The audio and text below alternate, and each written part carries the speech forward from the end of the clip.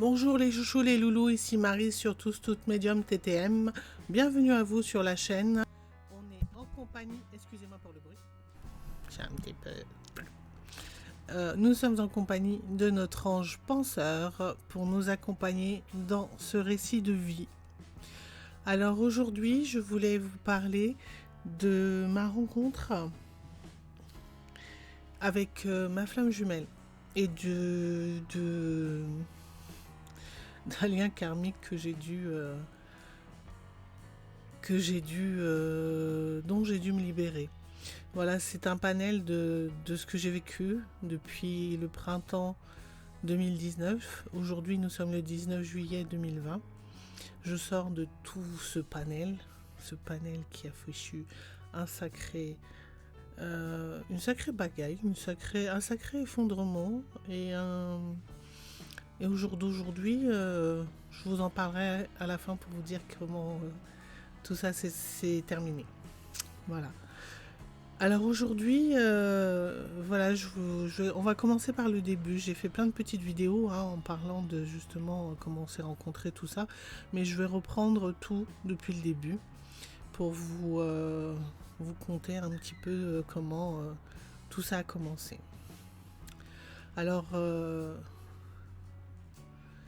voilà, l'une des flammes que j'ai rencontrées, que j'appellerai Mohamed Doré, chauffeur de bus, on s'est rencontrés dans le bus.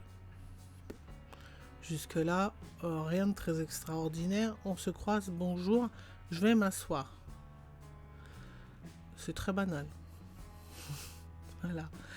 Ensuite, un jour, il s'est avéré qu'il s'est retrouvé dans mon service et il voulait prendre rendez-vous pour une personne. Il m'a demandé s'il pouvait y aller, donc je lui ai expliqué où ça se trouvait. Il me dit non, je sais où ça se trouve. Je dis allez-y, il n'y a pas de souci. Et à son retour, moi je m'en allais et lui aussi. On était tous les deux dans l'ascenseur. Et quand je l'ai aperçu et qu'il m'avait demandé ce renseignement, je me disais, mais je le connais, je l'ai déjà vu quelque part, mais je sais pas où. Mais bon, après, j'étais préoccupée par autre chose. J'avais pas très envie de m'atteler sur cette pensée. Et puis, je suis descendue dans l'ascenseur avec Mohamed Doré. Et en descendant, il me dit, oui... parfois on croise les gens et ils savent pas toujours qui on est. Alors je le regarde et je lui dis oui, je sais, votre visage me dit quelque chose, mais j'arrive pas à vous remettre dans quel lieu je vous ai déjà vu. Et il me dit dans le bus. Ah, je dis ah oui, vous êtes le chauffeur de bus, voilà. Et puis du coup, on échange très brièvement, une conversation très banale. Et on se quitte en se disant, lui il me dit demain, je lui dis non, je ne pense pas qu'on se verra demain, puis vu l'horaire que je fais, je prendrai pas votre bus. Il me dit ah bon, vous faites quoi comme horaires et tout, donc voilà, on échangeait sur les horaires, une conversation vraiment très banale. Et puis on s'est séparés puisqu'on prenait pas du tout la même direction. Et cette première rencontre toute simple et toute banale s'est terminée comme ceci. On s'est revus quelques temps après dans le bus, voilà, c'était juste... pour moi, c'était toujours... je suis quelqu'un de très timide quand je connais pas les gens. Donc je vais plutôt dire un bonjour et je vais m'asseoir. Je vais être très observatrice, je prends du temps pour connaître les gens, pour apprendre à les comprendre, savoir qui j'ai en face de moi. J'aime savoir qui j'ai en face de moi. C'est le côté médium qui ressort. Enfin bon, bref. Donc voilà, c'était vraiment un échange après amical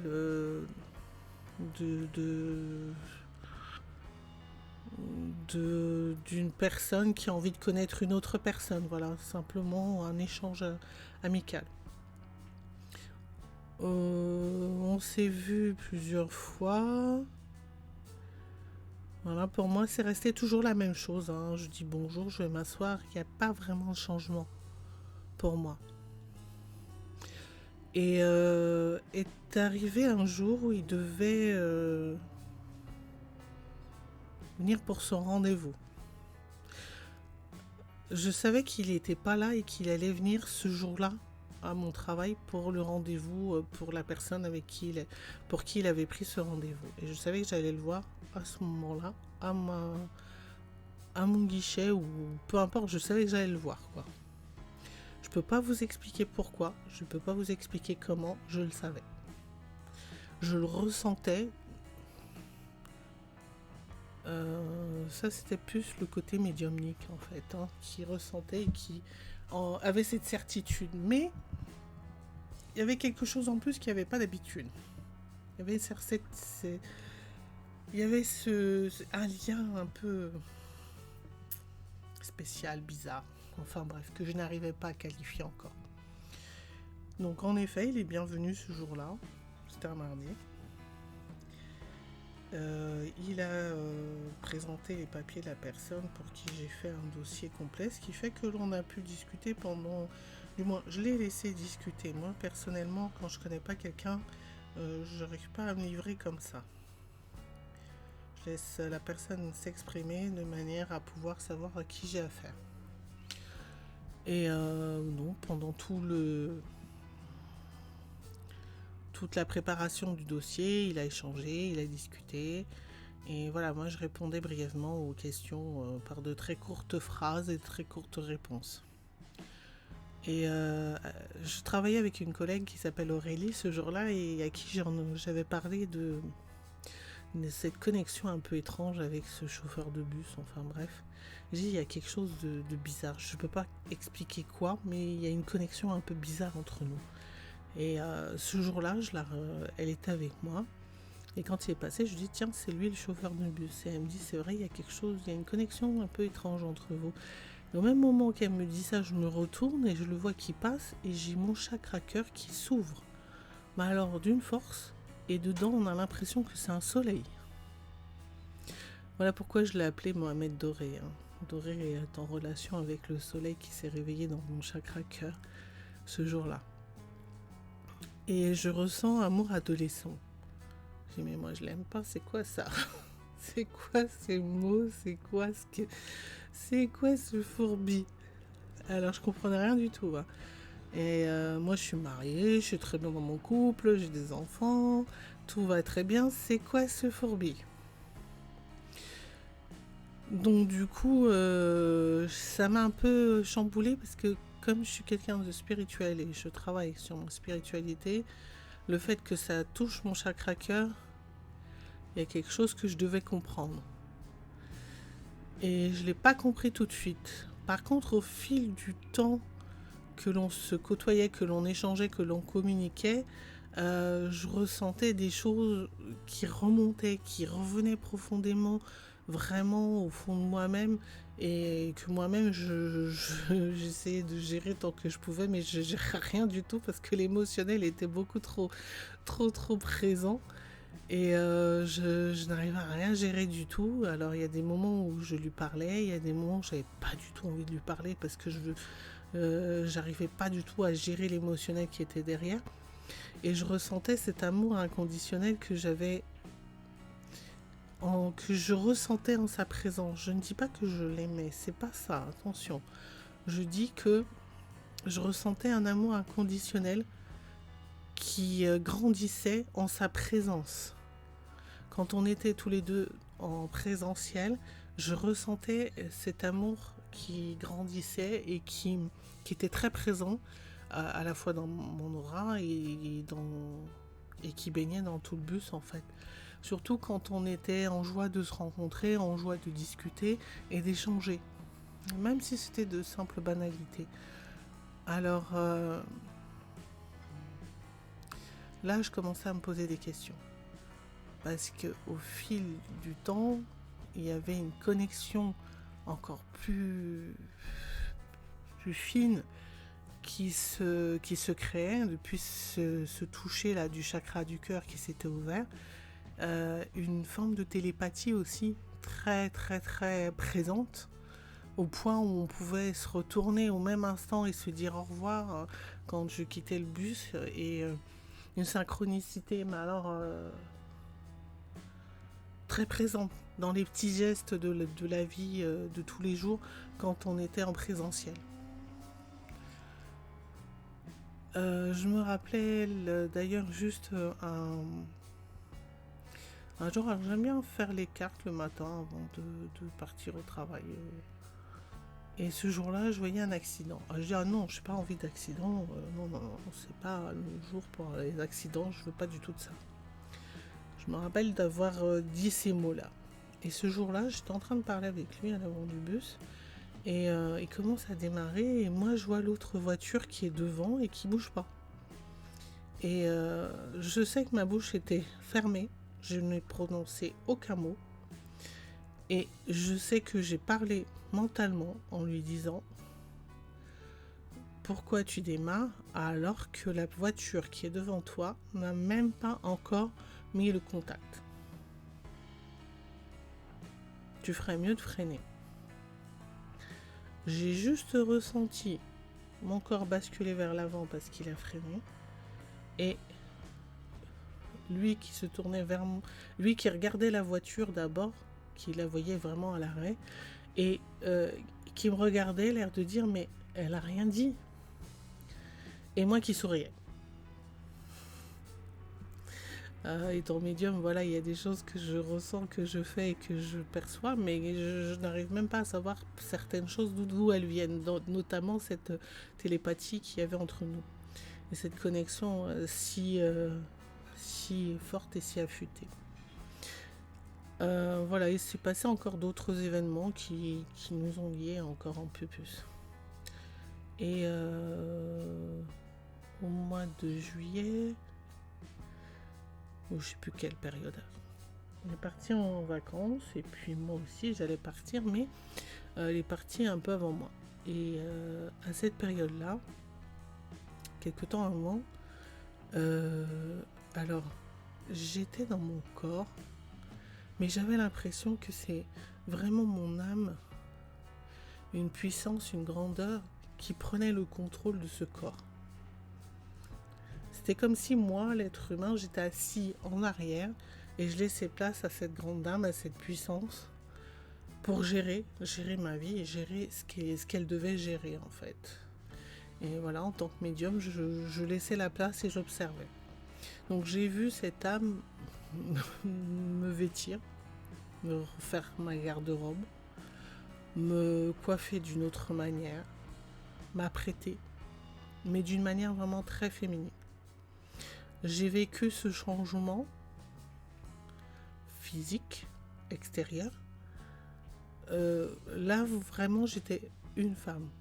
Voilà, moi qui mettais des vêtements assez classiques ou assez masculins, passe-partout, là, j'avais complètement changé de style.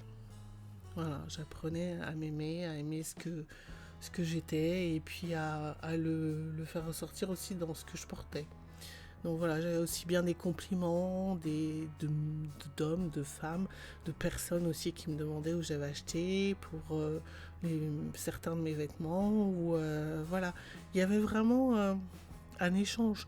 Mais c'était vraiment prendre soin de moi, m'occuper de moi, être là vraiment que pour moi, apprendre à m'aimer à nouveau.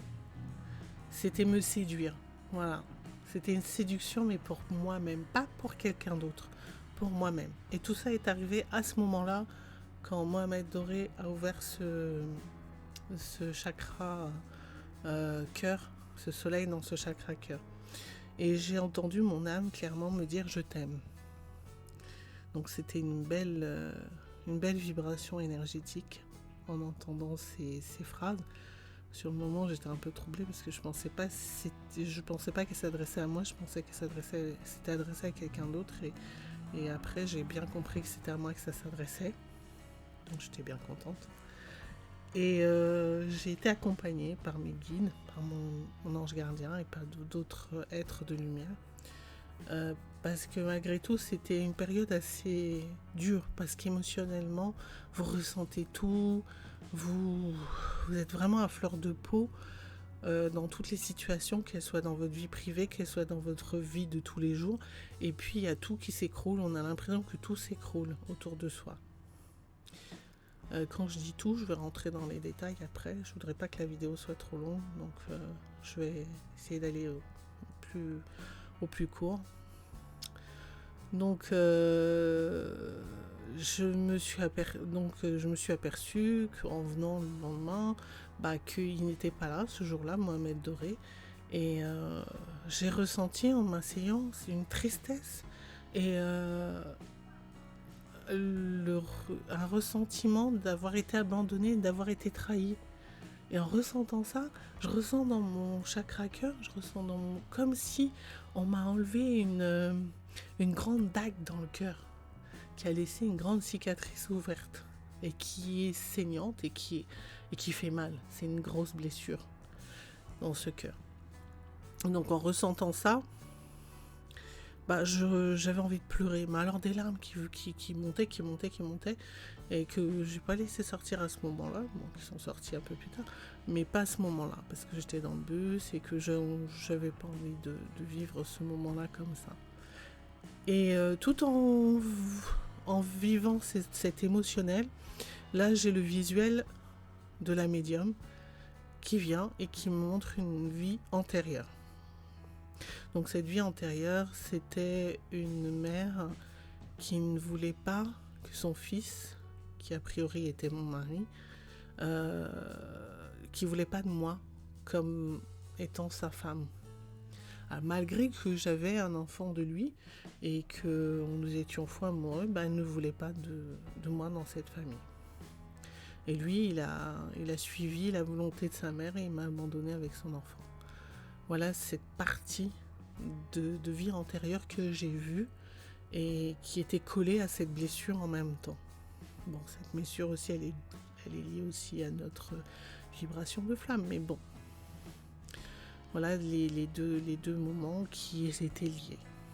Bon, je suis partie en vacances avec tout mon panel d'émotions, de tête renversée, de ne pas savoir comment je vis tout ça, de ressentir cet amour-là que j'arrive pas à canaliser, que je n'arrive pas à gérer, que je n'arrive pas à assumer, alors que je n'aime pas du tout cette personne, parce que c'est pas du tout le genre de personne que j'aime, et je m'autorise pas à l'aimer, en fait.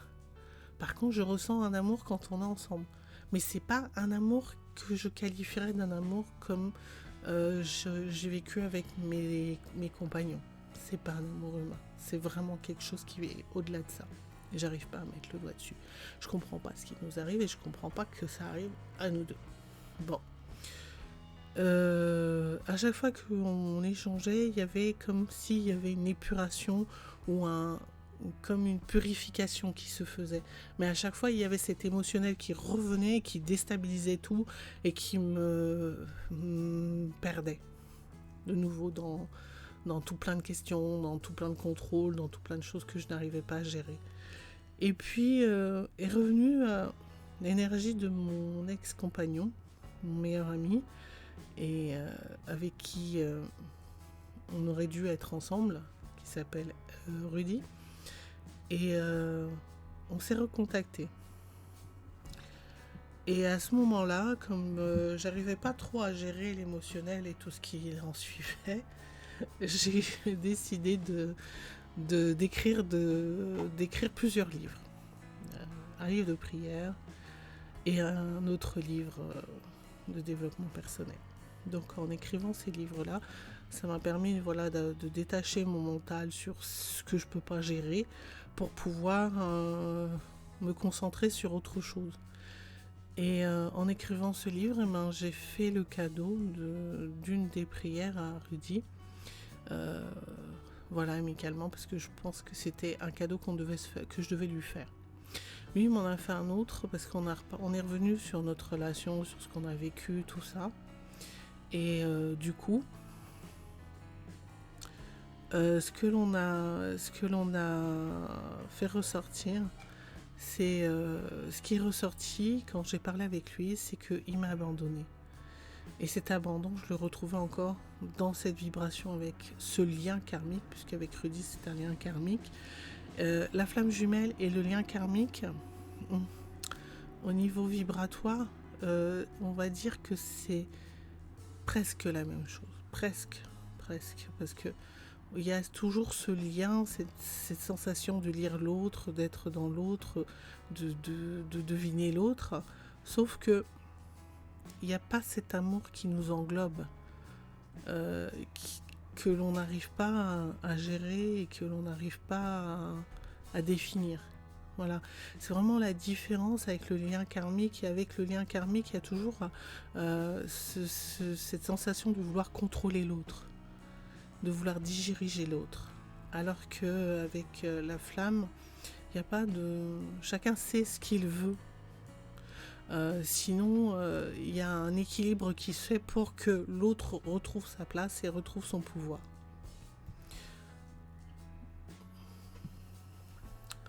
Voilà, je vais arrêter cette vidéo à là.